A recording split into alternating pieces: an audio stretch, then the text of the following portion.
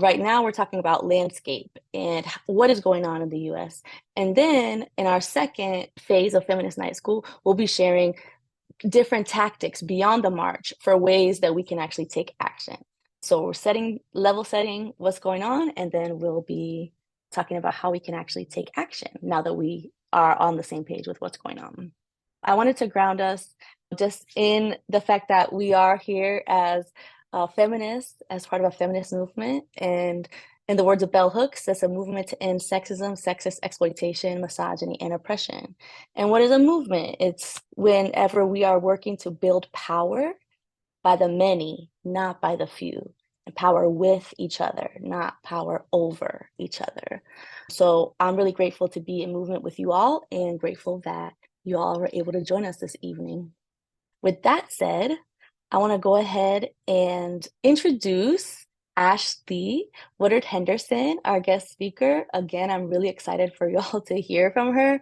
I've known Ashley for a long time because I'm from the South, so I've known of her work for a long time. And she's a really long time activist, leader, and really incredible woman who's been doing organizing work and serving as somebody who is on the front lines as we talk about against this fight against fascism. She's a Black Appalachian woman from the working class, born and raised in Southeast Tennessee, the first Black woman to serve as co-executive director of the Highlander Research and Education Center in New Market, Tennessee. And as a member of multiple leadership teams in the movement for Black Lives, Ashley's thrown down on the Vision for Black Lives and the Breathe Act, and of many other really important initiatives that N4BL has worked on. Ashley served on the Governance Council of the Southern Movement Assembly, the Advisory Committee of the National Bailout Collective, and is an active leader of the Frontline. She's a longtime activist who's done work in movements fighting for workers, for reproductive justice, for LGBTQIA folks, for environmental justice, and so much more. So welcome, Ash, and thank you again so much for being here with us. I'm just going to ask you if you could start us off with some context and grounding as we ask ourselves this question: what is the current state of democracy? Yeah. Thank you, Amanda. And shout out to the Women's March fam. I tend to be a person that when Tamika or Rachel or Amanda call me, I show up. So I'm actually skipping. I just started a meeting. I skipped out to come and hang out with you all, and then we'll go back after we wrap up this call. It feels great to be amongst comrades. I see fellow Southerners. I see fellow travelers. I see folks that have been on every front line of movement here, there, and everywhere. I see rural folks. So for all of my people, known and unknown in the chat, I see you and I appreciate you. Know that as we are in this conversation, I do expect it to be a dialogue. I'm a missionary Baptist preacher's daughter, so I'm used to people speaking back to me when I talk to them. So if I say something you agree with, say amen in the chat. And if I say something you disagree with, say you disagree, and maybe we'll have time to talk about it. If you have a question, feel free to put it in the chat or in the Q&A function of this Zoom call. But Amanda asked me to tell you what time I think it is on the clock of our democracy. And the best way I think to answer it is actually in the wise words of my friend and colleague Nsé Ufot, who you all might know, not only because she's a badass diasporic Black feminist, but also because she was one of the folks that was a steward of the New Georgia Project, which many of you might know in relationship to Stacey Abrams. And Nsé would often answer this question about what time it is on the clock of the world, and particularly for American democracy, by saying it's as dark as it can get, right? It's late. It's not even dusk. It's past midnight. And that's a really terrifying place to be. It can be frustrating sometimes in conversations with other feminists, especially, just to be real, white women, because sometimes I think many of us who have felt the pressure of what it means to live in places where authoritarian and fascist threats or white nationalist and Christian nationalist violence has already been perpetuated against us, it can feel a little mind-blowing for people to feel shocked that we could get here when actually for many of our communities it's been this bad for quite some time. But I come bearing good news. One of the things that Nsé also says to close out the sentence about what time it is on the clock of American democracy is, yeah, it's bad. It's really dark. Sometimes as dark as it can get. Is that y'all know that time after midnight where it's super dark outside, but then within a second, the sun starts coming up again? It's the closest you can get to the sun rising. And Honestly, I really do feel that way. I think things are stark, they're bad. We have some really uncomfortable choices as people who are the proponents of democracy to make in this season, right? Folks are hurt, folks are grieving. There's multiple genocides and wars happening all over the world, many of which we are funding. Dobbs is a reality, women's rights are under attack. LGBTQI plus folks, especially those of us that are oppressed gendered, are under attack. I don't have to, I'm preaching to the choir. You all know what the problems are, right? We're impacted by forced migration and man-made climate disasters and all sorts of stuff. It's not the best of times. And if our movement so choose and we make a committed effort together to build the united front to overcome these problems and get us into the positioning of being able to govern ourselves, we actually could do something about it and collectively accelerate toward the world that we already and always deserved. So, though I come being a realist that things are not that great right now, Amanda, I also come with good tidings of great joy that if we made a choice, it could be not only better, but like way better. Yeah, absolutely. And could you tell us a little bit more about that choice, about what is the choice that you see in front of us? Yeah. So I think we have all the feelings. And again, I want to make space for how folks are arriving to this call. I'm sure we might disagree on all sorts of analysis of how we got here and who's the big bad guys and all that stuff. But if we were whittling it down to the broadest generalizations, I think what I would say is the semblance of even the performance of American democracy is very quickly being, the myth of that is being dispelled, right? We have an election that is coming, that on the presidential level, that is between, quite frankly, two pretty terrible humans who actually have not stepped up and shown up in the ways that we've needed either party to protect the rights of our people. We certainly don't expect that from a party that's a part of a general and objective united front that's being led by MAGA forces and Trump.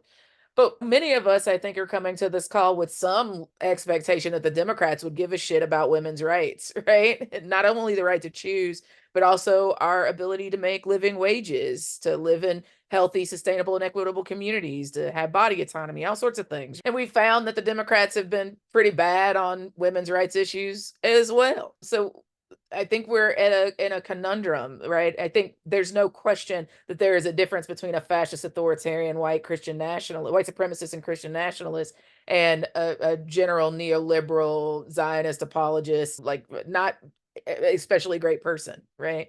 So we're not going to argue that tonight.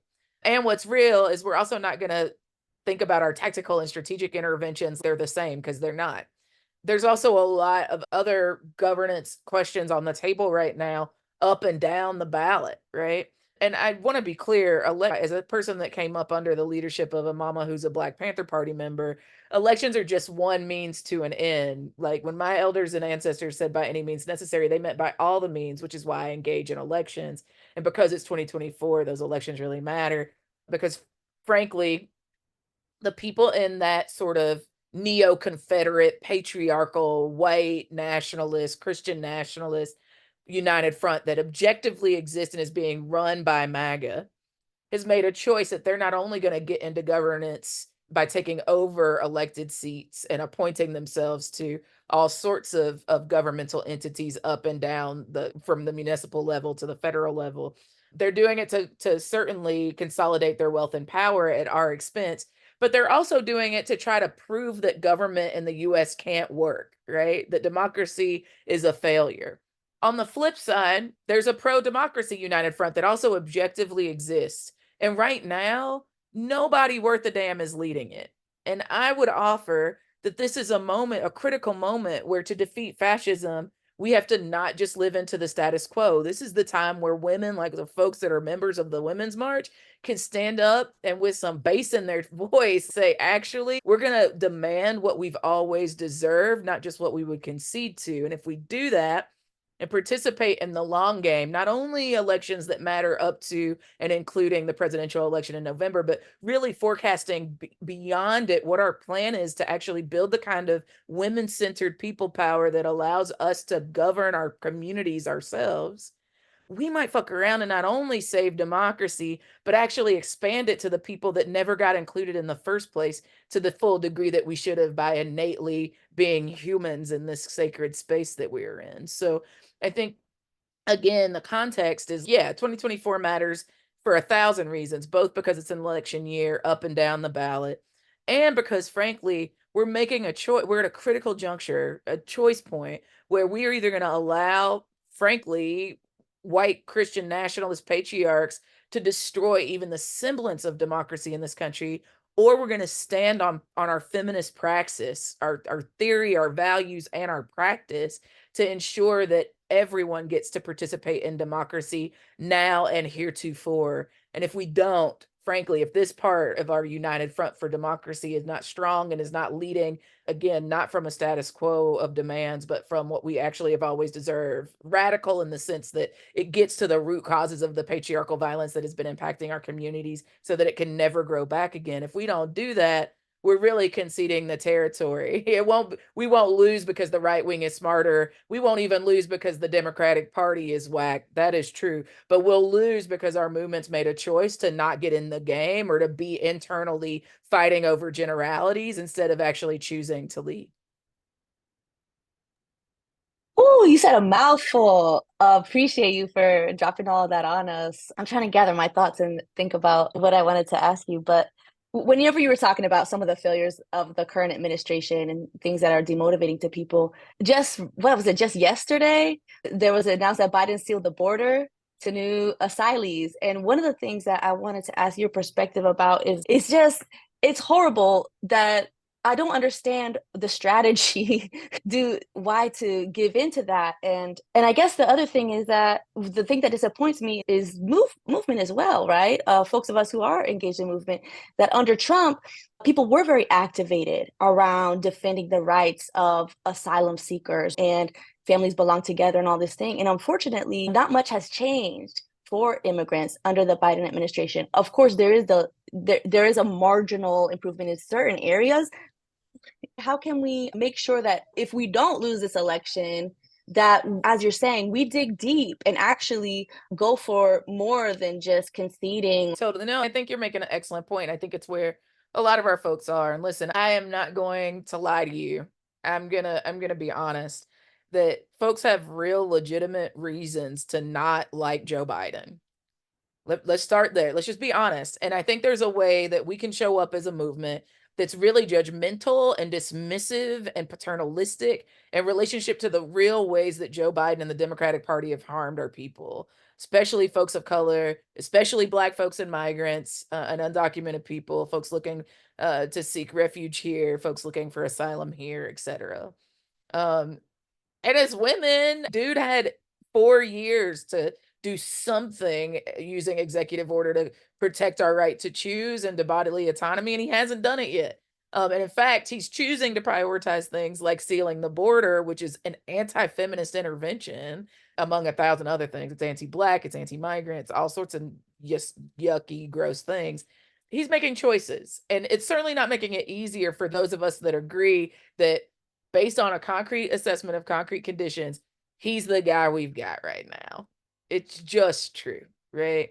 But we got to be honest, right? We've got to meet our people where they're at. It doesn't mean we have to leave them where we found them in relationship to their disdain for him. I promise you, nobody hates Joe Biden more than me, right? The dude was the architect of the crime bill that impacted not only just like random Black communities that I feel accountable to, but also my family in particular, right? My brother, his whole life has been impacted by the consequences of the crime bill. So I'm telling you, as a person who's directly impacted by the bad policy choices that Joe Biden has created, he's not great. And it was shitty to campaign for him in 2020. It's going to be shitty to campaign for him in 2024. And the reality, and I think someone mentioned this in the chat, maybe Joanna, is that the thing that we're up against is even worse than just a neoliberal Democrat, racist, blah, blah, blah. Project 2025 is not only a plan, a strategy, it's a tactical intervention that is funded and ready to go. And I'm going to say a couple of things just to frame that, and then we should probably get into what the consequences of Project 2025 will be for feminists. I think I want to affirm something that you mentioned to set this frame a little bit, Amanda, is that we have to be honest. And Jairus Dixon, I feel like, talks about this. I'll drop some articles of theirs in the chat. But Ajaris, in one of their most recent articles with Truth Out, was mentioning that people with privilege got really comfortable under Joe Biden, right? We went from 4 years of Trump where it was like, shit, we don't know if it can get any worse. In fact, I remember saying things like, gosh, I remember the days where I thought George Bush would be as bad as it could get. And Jesus, if I knew then what I know now, I would have made different interventions in my movement work, right? But then Biden got elected, and I think many of us who are, again, people of goodwill, but also people of privilege, were like, oh, Democrat won, job done, right? Job done.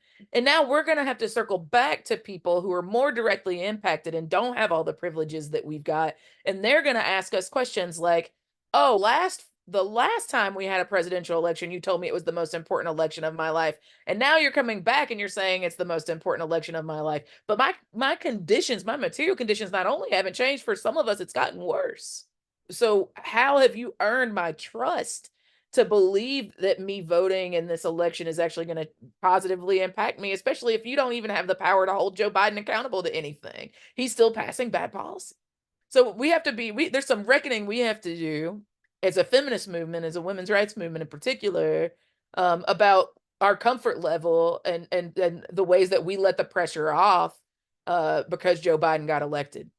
We also have to have some real conversations about power and about the power that we need to be building that we don't yet have to hold folks like Joe Biden and the Democrats accountable when we get them elected. Because let's be clear, Joe Biden would not be the president of the United States without Black queer feminists. Period. Particularly Black queer feminists. What's real is if it had been only up to white women, Donald Trump would have been the president of the United States a second term already. But certainly those of our anti-racist white feminists that followed the leadership of Black queer feminists actually really got the job done in 2020. No question. And we didn't have the power or the strategy or the tactical interventions or the infrastructure to hold the Democratic Party accountable to the demands that were our priorities. We didn't. We ran out of stamina, right? All sorts of things. There were all sorts of contributing factors. So folks in the field are looking to us to say more. We have to complete the sentence. We have to be honest about our role, about the ways that our privilege put us into this situation. It wasn't just the bad guys. That also we need a plan for what it looks like to have enough power to govern ourselves so that we're not always we actually don't have to be in the position where we're always making demands of people that have power over us. We actually could run for, and I know some of you are actually running for public office right now. I see you in the chat, right? If we were actually governing ourselves, then it would actually be an accountable conversation between our constituents and us about how we make sure we use the mechanisms of the state and government to see the people's needs met. We have to have a conversation about power. And the last thing that I'll say, just in terms of the setting of the frame of what could be possible if Project 2025 doesn't happen, is that we actually have an opportunity to be like, oh, wait, and the two-party system actually really doesn't serve us, right? We shouldn't be in this back and forth about holding our noses to vote for the least problematic old white dude who has harmed our communities. At this point, we need to be having a conversation about what it looks like to build alternative parties. I'm putting my eggs in the basket of the Working Families Party, and I know Women's March in many ways is also being supportive of that infrastructure.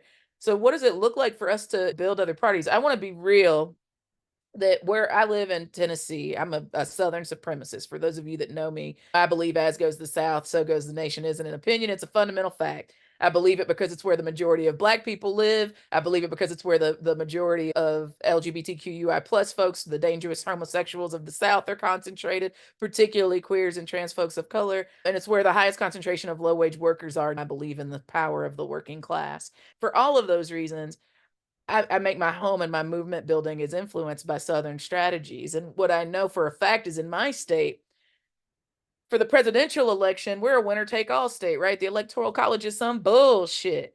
And if you live in the state of Tennessee and you vote for Joe Biden, a state where the Democrats have all but abandoned us, you could vote for Joe Biden, but if he doesn't win the popular vote, he gets no delegates to the Electoral College from our state. So if you come to places in the South, in particular, that are winner take all states, and you tell them they have to vote for Joe Biden or they're selling us out, they're going to look at you like you've never taken a civics class, because what's real is if they can't get a majority because we haven't invested in them to be able to do that kind of power building and infrastructure building, then they already know it's not one person, one vote, and they already are expecting that they're going to be defeated. That's a materialist assessment. That's not something they're just making up. So we also have to be savvy about what political power building looks like in the places where we actually can make a difference. We can make a difference in purple states that are leaning blue: Georgia, Texas, North Carolina, Virginia, Florida, other places, right? We can actually start to think about what it would look like to invest in places that are deeply red, but have been conceded not only by the left, but also by the Democrats. And if we actually showed up in support of supporting the grassroots movement building that's happening in those places, we actually could turn the tide. And we also have to not concede where we've actually built some power and play to the strengths that we have in those areas. Now, what happens if we don't do that? And this is a question that I've been getting a lot because, of course, I've been pretty obsessed with Project 2025. For folks that haven't heard of it yet, Project 2025 is over $22 million project that was hosted by the Heritage Foundation and about 70 plus other organizations on the right wing, far right wing. And it's an objective united front. It's folks from women's organizations, Moms with Liberty types, to foundations and folks in philanthropy, to think tanks like the Heritage Foundation, to other social organizations, policy institutes, universities, etc. It's pretty disgusting. Yes, I see you, Jane. Alec is absolutely all up in the mix. 2025 is is a bunch of things. Part of it is a 999 page strategy document platform that has pillars of areas of work and sets not only the values for the far right, their expectations of the next president's work plan, but also really sets out who they're targeting and why, and sets an agenda for building like a white Christian nationalist ethno state, essentially. And then it's also a call to action for folks to put their names into a database, which is infrastructure, so that if Trump wins, they can immediately take folks from that database and put them into jobs to support his right-wing agenda setting. That would be scary enough if it was just that, but they're not leaving it to chance that the people that sign up for that database are trained and ready to work for the federal government following the leadership of a fascist dictator. So they've also built an education platform to train people up by the thousands to implement this war plan, this battle plan, as they call it. And all of that would be terrifying enough.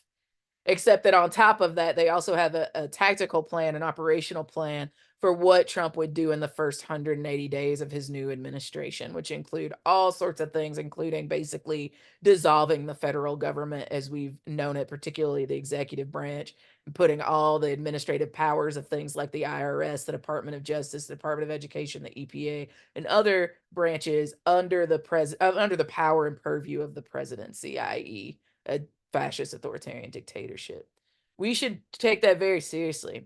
They're not joking about it. The other thing that's scary about Project 2025 isn't just that it's really incredibly well funded, but now that it's developed forever, right? Even if we win this time, if we don't have a long range power governance strategy, power building governance strategy, they have a plan heretofore. And if you think they're not going to use it and tweak it to impact you on the local or state level, you are naive, my loves. So we should be concerned. But again, I promised you I will never tell you a lie. And I can also promise you that I will never leave you with bad news. I'll also tell you the good news too. The good news is like they haven't won yet, right? The only way they win is if we don't do our work. So there are movement organizations like Women's March that are coming up with plans, that are putting out calls to action now through the end of the year. Because again, it's not just about November. That's a huge turning point for us and we have to participate. But it's not just about the presidential election or saving the House and Senate or even the federal elections, right? Some of the governor's races are going to be really terrifying and we actually have to show up and show out to make sure our demands actually get met and that people get elected that actually will be accountable to us. So I just want to be clear. Fascism is the threat. Trump is one manifestation of it, but certainly not the only. MAGA is a faction inside of a broader sort of neo-Confederate united front that is patriarchal, is violent, is homophobic and heteronormative, is mostly really wealthy people that don't give a shit about the working class and actually would prioritize profit over people and this planet every day and twice on Sundays. They are ultra nationalists, they are anti-democratic, and they are the furthest right you can go without falling off a ledge. It's both an ideology and a set of political practices that is based on upholding these very rigid identity-based hierarchies that says that some people get to be better than other people and that the folks that are othered actually do not deserve basic human rights. It is chauvinistic, it is male supremacist, it is nativist, it is white supremacist, it is Christian supremacist, and more. And under that fascist threat, the majority of us would be victims of them. They're building a minority. It is not, we are the majority, right? And we've seen folks play to that, right? We've seen organizations like the supermajority, the rising majority, right? Like we actually are the majority of folks. And what I know for sure, based on like literal centuries worth of data points, is that if we show up to the polls, Democrats win, right? Now, that's not the end all be all victory. We again have to have a plan beyond what it looks like to just get Democrats elected. We've got to have a plan for what it looks like for us to build political power ourselves, inside and outside of the Democratic Party, right? We have to have a plan for how our movement organizations are actually going to change the material conditions of the people that we serve and that we're accountable to. The days where we could just be in a fighting posture, a reactionary posture, and win the sympathies of regular ass people are over. They rightfully expect more from us in this season. So again, Project 2025 is a real and present threat. I'm happy to answer questions about the ways that it's particularly going to impact how we talk about sex and gender in this country, about reproductive rights in this country, and about how it's going to impact like queer and trans folks, because that's all three things I know are really important to the Women's March. And trust, I don't want you to read all 999 pages of this foolishness. It's disgusting. I think I saw somebody say they'll never sleep again. I want you to rest. I'm happy to synthesize some of it for you. And what I would say is the goal here isn't to get you to be evangelists for Project 2025. I don't need you going and spewing Project 2025, sending a bunch of people to their website, getting them a bunch of hits. That's not the goal here. The goal here is for you to understand why, and how they're going to target the things that you care about, right? Women's rights issues. I assume that's why you're on the Feminist Night School tonight, is that you give a shit about women's rights.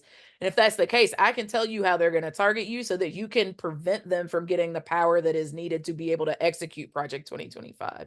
So if I tell you that information, will you do everything in your power to stop them from getting the power to enact Project 2025 so we don't ever have to deal with this anymore? You're going to have to be loud at me in the chat with these reactions, because if not, I might not be in the right place and I'll go talk to some folks that want to get it done. All right. Okay. All right. I see you. So Amanda, I'm going to look at you for time, but I'm going to try to race through some of the high points of Project 2025. Let's start with the sex and gender piece, right? So I'm not, just for the sake of time, I'm not going to go deep on what is the definition of sex and gender and what's the difference. I'm assuming that because you've made it this far to a Women's March Feminist Night School session that you probably know those general definitions. And I think you probably also know that for centuries, women have been fighting against these really restrictive gender roles and that demanded us play inferior social roles, and recognizing that sex and gender are not binary, right? It's a spectrum, etc. So I'm not going to go down that rabbit hole. I'm also going to assume that when I say women, all women, including trans and non-binary folks, I'm talking about oppressed gendered people, right? So we're going to start from that assumption. I'm going to assume you are with me.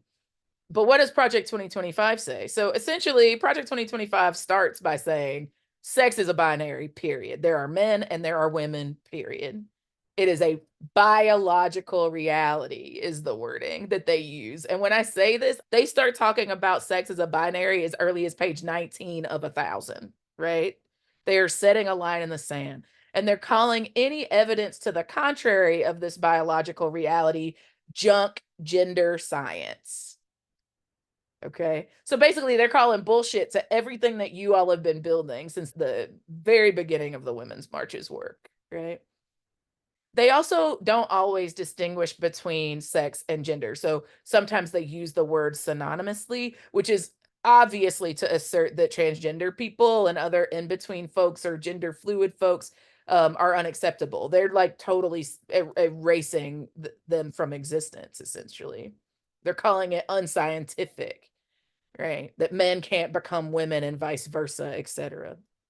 And that would be scary enough, but they're also like starting to play with legal definitions, right? That Title IX only meant biological sex recognized at birth, for example. So folks that have been doing that work, I know you're here. I want to shout that out explicitly and thank you for the ways that you've been fighting the right on this for forever.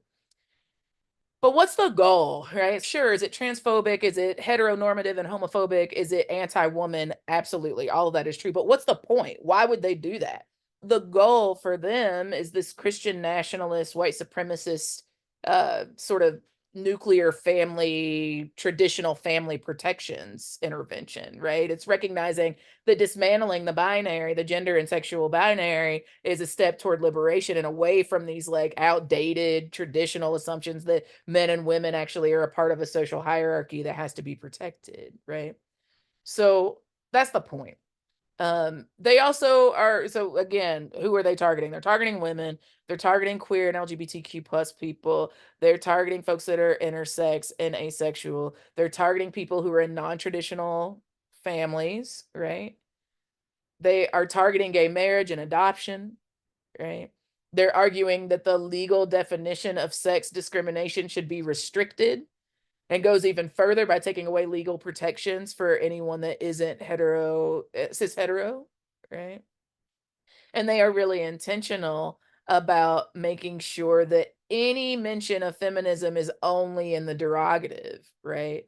They want to restrict what they call female agency, not only by biology, but politically and in every other possible way. To be honest with you, talking to you about the ways that Project 2025 is going to negatively impact women is actually quite difficult because every single pillar disproportionately will impact women, right? If we talk about their pillar around dismantling any social services and protections for LGBTQIA plus people, it's obviously going to that will disproportionately impact women. If I'm talking about the ways they have a whole chapter on labor and workers, and I can't talk about that chapter without talking about how targeting workers will also disproportionately impact oppressed gendered people, women specifically, right? That's not even all. So there's a section on sex and there's multiple actually sections on sex and gender. There's a specific and explicit section on reproductive rights. And again, it's way too long to get all the way into the details of every single policy intervention that they're going to make. But let me start at the top with something that I know has brought us all together at women's marches all across this country, and that's the attack on women's rights to choose. So abortion, right? There's multiple ways that they intend to codify their restrictions on a women's right to choose and on our bodily autonomy. For example, if Project 2025 has its way, the fertilized egg would have personhood rights. Personhood would begin at conception. Abortion would be codified as not healthcare, which we know it to be. It pushes this thing that they're calling the life agenda. So the Department of Health and Human Services would become the Department of Life. Y'all, this is shit that they have said explicitly. This is public. You can Google it. The Secretary of the Department of Life would eliminate the department's reproductive healthcare access task force and install a pro-life task force to ensure that all of the department's divisions seek to use their authority to promote the life and health of women and their unborn children. They would explicitly by law define abortion as harmful to women. Okay. And the role of government, again, would become to prioritize traditional families. So imagine what it would look like to live in a country where all references to abortion would be removed from federal documents. Imagine what it would be like to not be able to, and some of us can literally tell you what it's like because we've been living in southern states that were already challenged in relationship to getting reproductive health care. But imagine what it would look like for you to be in your blue bubble and abortions not be performed even to save a mother's life, right? Imagine what it would look like for no elective abortions to be allowed for refugees, to ban medical abortions. right? Which I hear might be something that the Supreme Court might beat them to anyway. Right? Imagine what it would look like for birth control to be so regulated that not even are you concerned about not having access, but it's actually banned and we have to start from scratch all over again. Imagine what it would look like to replace birth control with what Project 2025 proposes, which is called the rhythm method. If you can't figure out what that is, I encourage you to Google it.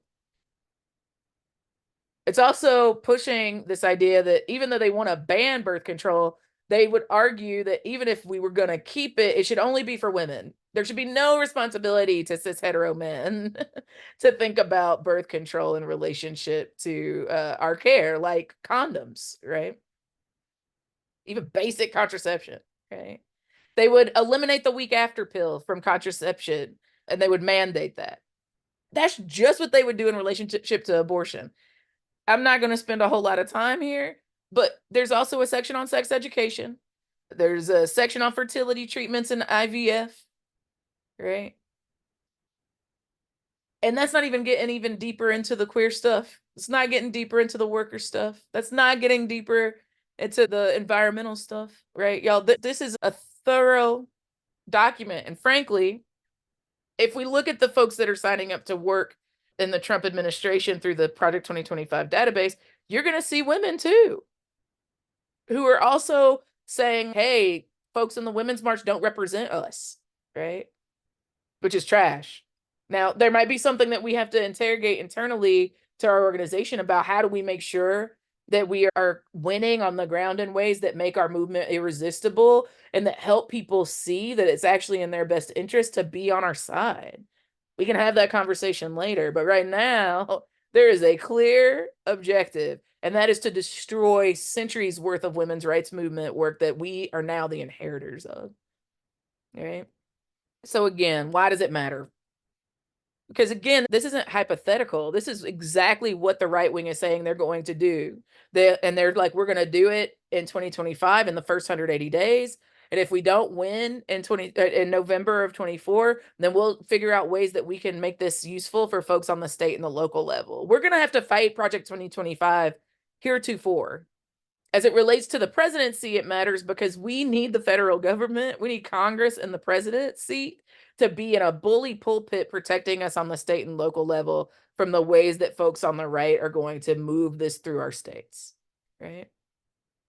And we need a movement strong enough that makes this never possible ever again, which is again why we have to participate in organizing and base building, in direct actions and marching, in political education, in electoral justice. We've got to do it all, y'all. So I'm telling you this, and again, y'all might have more questions because I know I raced through it, and that's totally fine. But I'm telling you that the stakes of being disengaged are too high.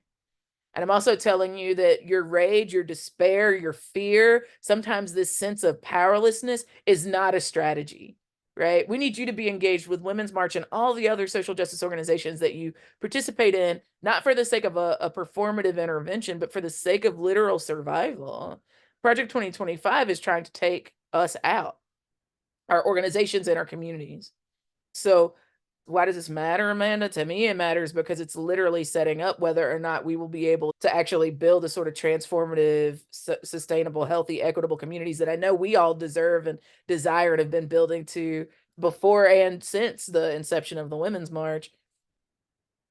Or we can just be in fight mode for the rest of our lives by letting something like this happen because we assume that there's no difference between a fascist and a Democrat that we don't like, right? That's what time it is, I think, on the clock of US democracy.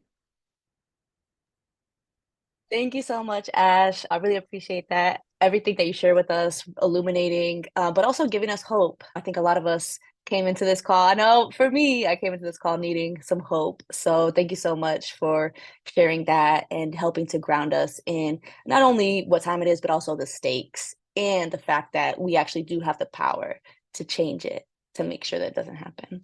I want to share a little bit about the case study that I mentioned. And if you wanted to take some time to look at the Q&A while I share a little bit about that and then decide if you wanted to answer any of that. Folks, if you have questions for Ash, if you put them in the chat, it might be hard for us to find them. So make sure that you did add them to the Q&A if you have specific questions about anything that Ash has shared. And I wanted to talk a little bit about how folks are fighting beyond just a vote, how folks are fighting to organize for the long term. So just like Ash is saying, it is about the vote, and we do need to get out the vote because it's the choice that we have and the kind of conditions that we want to organize under for 2025 and beyond. Even if we're not choosing somebody who we believe is going to be the savior to fix all our problems, that's actually better because we know that we're the ones that have to fix the problems, right? And really amazing example that I wanted to share with y'all that's also inspiring and gives me hope is the women-led effort in Enid, Oklahoma. So I'm going to drop the link to the article here in the chat for y'all. Some of y'all probably heard about this, that white nationalists, white supremacists won the city council election in Enid. And there had been some news that came out about it, but it didn't really reach the people living in Enid. There's been some right-wing watch had published something on it. I think maybe another national publication had published something on it, but it didn't really penetrate. And it took two women who are best friends, Connie Vickers and Nancy Presnell, who are sister friends.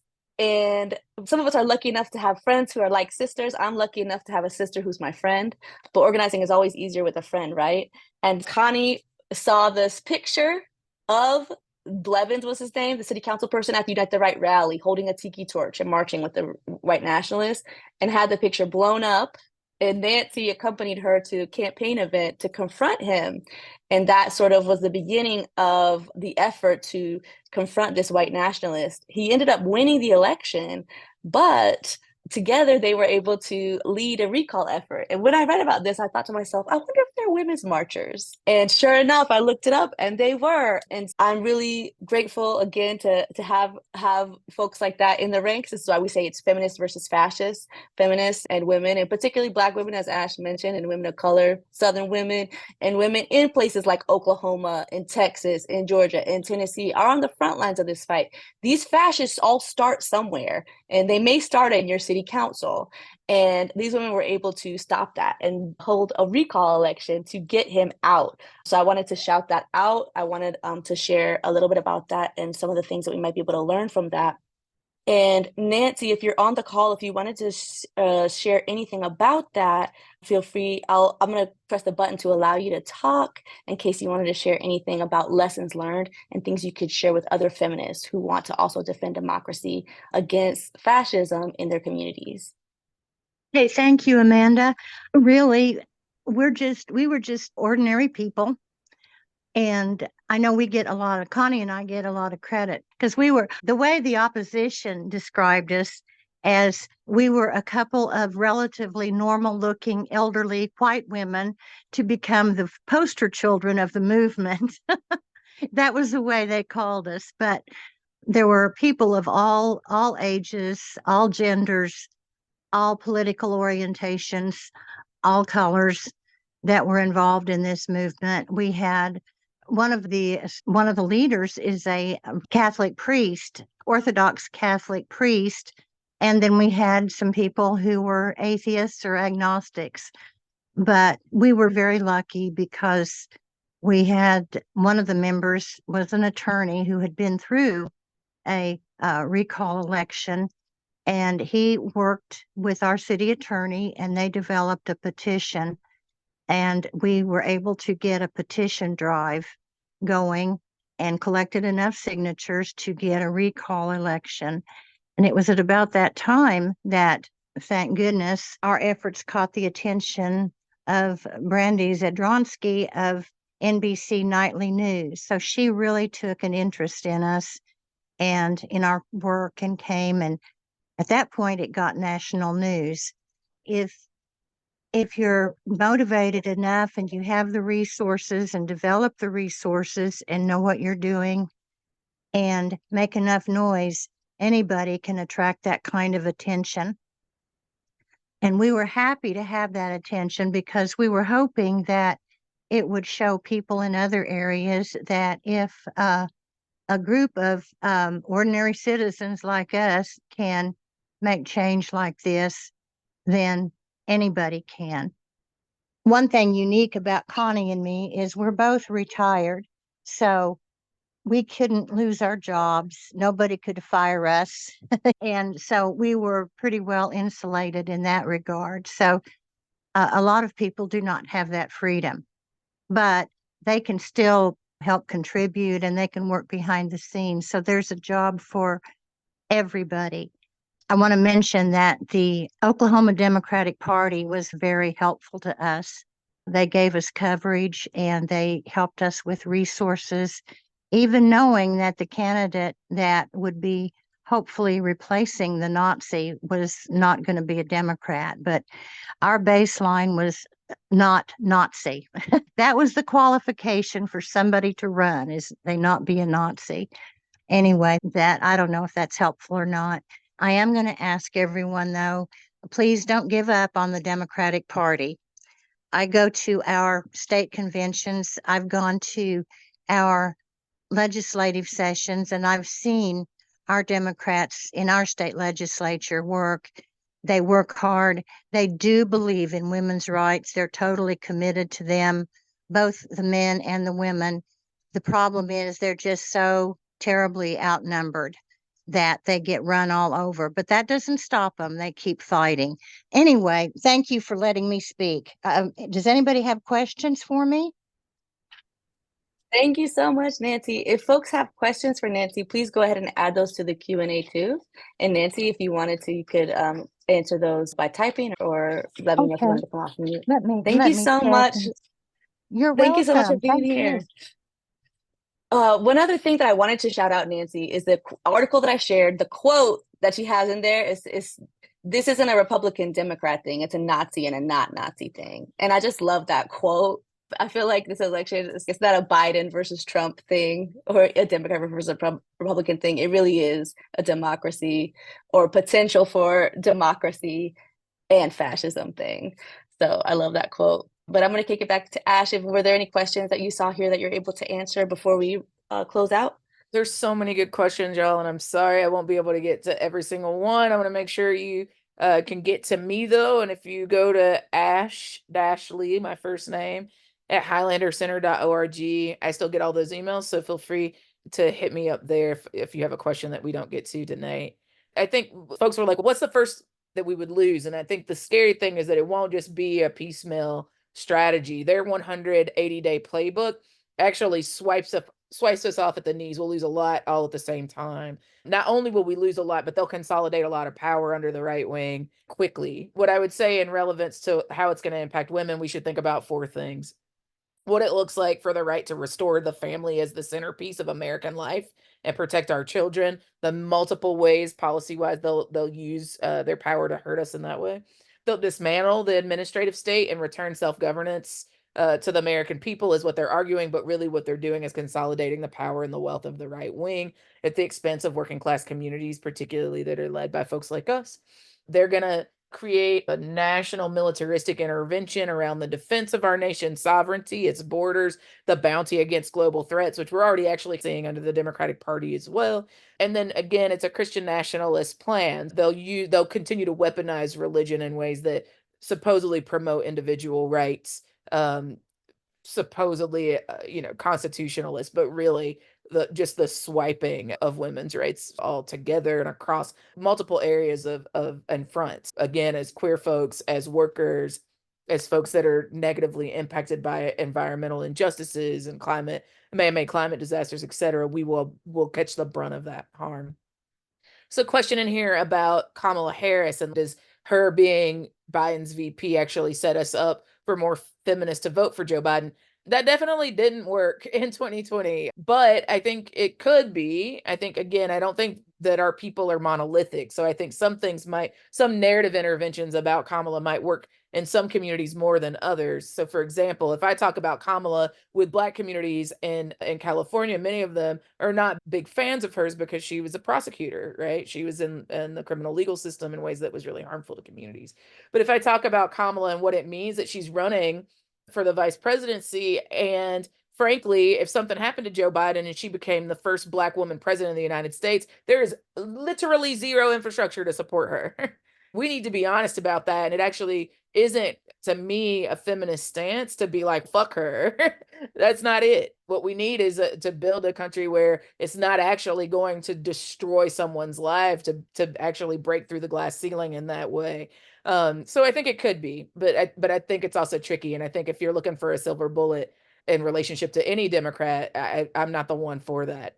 But I want to agree with what Nancy said. I think, again, my people meant by all the means when they said by any means necessary. And that doesn't look like throwing out the baby with the bathwater. In fact, many of the times in Southern organizing that we've been able to build political power is through pushing a progressive and left agenda inside of the Democratic Party, because it's the infrastructure that we've got. So I just want to agree. I want to lift that up.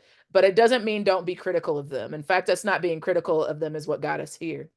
I think the question around what do we say to move people is both the question about white moderates, how do we get more conservative folks to move, is a really tricky question, friends. And I say that because time, place, and conditions really matter. What I would offer is that United Vision's project has, I think, done a really great job of moving moderates and conservatives from being Trump voters to thinking about the ways that that party is actually not in their best interest. Essentially, if you haven't heard of it, this really incredible woman, Adrienne Evans, started a project called United Visions. They basically decided in Idaho to text every Trump voter and ask them why, and not to do it in an adversarial kind of way, but literally to be like, what's hurting you? What are you scared of? Why are you voting for him? And people responded and had whole text thread conversations, got on the phone, had whole conversations on the phone to talk about why they were leaning towards supporting Donald Trump. And now we have this quantifiable data that allows us to think about the ways that Trump is lying to people about how his policies will take away the things that they're scared of and give them something better as an alternative. If you want to know the folks that I know that are doing that work really well, I would say all the folks that are connected to United Visions, but especially United Visions of Idaho and Adrienne Evans, check her out. And what I would say in general, again, which I think is a really hard thing because this is I think a question that requires more nuance. These questions about how to move our people through organizing them, talking to them, politically educating them, is that we're not going to move people by just being right morally or having good values. People want to know our plan, right? And if we can't talk to them about not only where they're at and how they got there and why without getting defensive, we will lose them. So I think my first inclination and what I'm doing with my own folks is when they're like, I'm not voting for Joe Biden, I don't get defensive. I'm not fighting them. They're not my opposition. I'm relaxing. I'm taking a deep breath and I'm asking them, why? Why? And then I'm asking them more and more questions until they can get to the logical conclusion that what they're offering actually isn't going to work. It might be a really logical and righteous feeling, but it is not a strategy. Our despair, our rage, our fear, our powerlessness is not a strategy. We've actually got to get beyond how we're feeling and think about tactically what do we have to be doing in a longer term strategy that builds our power so that we're never in this situation again. I think that's going to be true if we're talking to leftists, ultra leftists, progressives. I think that's also true if we're talking to moderates and more conservative colleagues in our families. And then just really last to Pat's question about activists and lawyers who are working for reproductive rights. Yes, there are bunches, lots of folks in Law for Black Lives, lots of folks in the Movement Law Project and the Center for Constitutional Rights, lots of folks in the Advancement Project. But there's also a really incredible outfit under the leadership of Fatima Musgraves, the National Women's Law Center, that I would point you in the direction of as well. So I think that's as much as I can cover, Amanda. What else you need from me? Absolutely. Thank you so much, Ash. And I'm so bad at keeping time because I'm just like listening enthralled because I'm like, yeah. There's one last thing, Amanda. Yeah, go ahead. I had some links for y'all, but I actually can't chat you I can't talk to everybody. So I've put some links to both of Ajaris's articles that I mentioned earlier. Somebody asked, what do we do if the orange man wins? And there's actually a website that's been developed to help us think about scenario planning. It's called whatiftrumpwins.org. So you can actually play with it and answer it for your own scenario planning for what you and your community might do. You can do it also if it ends up being Biden. You can go either way, either direction. It'll take you through the scenarios. And then, of course, I'd be remiss if I didn't offer that, and I know, Amanda, you're going to talk about this, is the Working Families Party, Showing Up for Racial Justice, Movement for Black Lives and Seed the Vote, is hosting these really incredible mass calls. If you want to get more down in the strategy of block and build, if you want to hear about how we're showing up for our ceasefire champions in Congress, if you want to hear from folks on the ground about how they're preparing in this season and what plans they're executing, you should text mass calls to 30403 and come and join us starting tomorrow evening, actually at 8 p.m. Eastern. Yeah, I love y'all. Thank you so much for not regarding it robbery to have me on tonight. Absolutely. No, thank you so much for taking the time. I know you're very busy and very highly in demand. So folks who want more, definitely join the mass call with WFP tomorrow. Ash will be hosting. I'll also include the the links in the follow-up email. If you're watching on YouTube or Facebook right now and you're not seeing the links in the chat, do not worry. I'll include them all in the follow-up email along with the recording from this call. Thank you so much again, everybody, for being here. Thank you so much, Ash. We really appreciate you. Everybody, glad to be in the struggle with you all. And yeah, we can't give up advancing the feminist movement. Good night, y'all.